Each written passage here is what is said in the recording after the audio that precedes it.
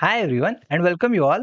In the last video, we completed our classic snake game together, and in this video, we will build a Pong game, and I divided this project into multiple parts so that it gets easier to implement each functionality. So this is the preview and this is what we are going to build by the end of this video. So this is the workflow.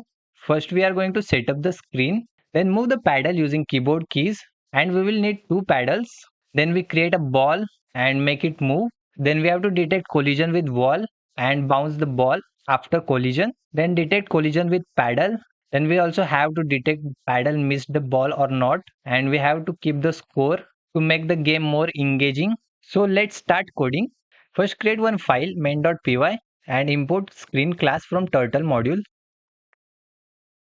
and create screen object. Give it name screen and set up the screen with width and height screen.setup.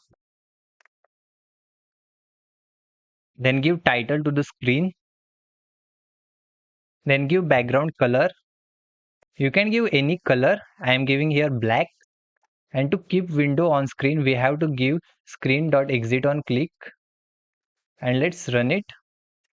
Here is our screen. This is Pong game and background is black.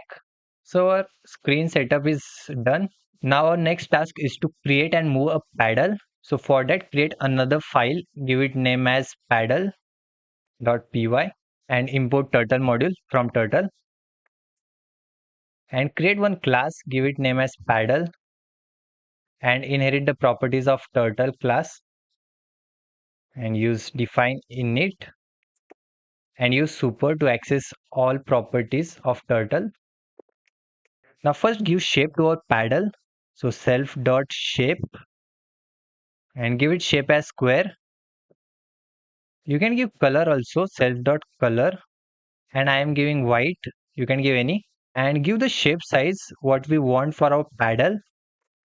Give stretch width as 5 and stretch length as 1 and in main.py import our paddle from paddle import paddle and create object for paddle.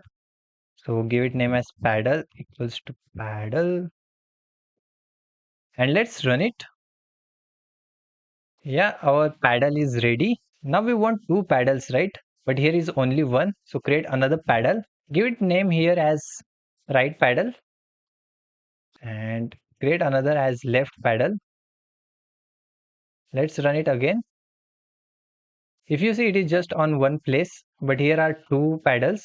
So we can pass coordinates to move from center to left and from center to right. So in our paddle file, pass one parameter here, give it as position and send the paddle.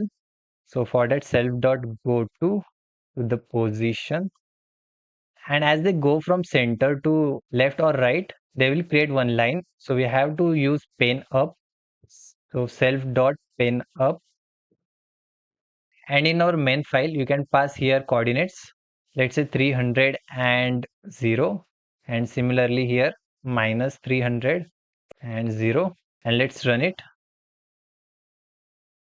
Here it is working. But if you see, they are just going slow. So we have to tackle it. And we already see such condition in our previous project. So in main.py, use screen.tracer and set value 0 and create one loop. Give game is on as true and while game is on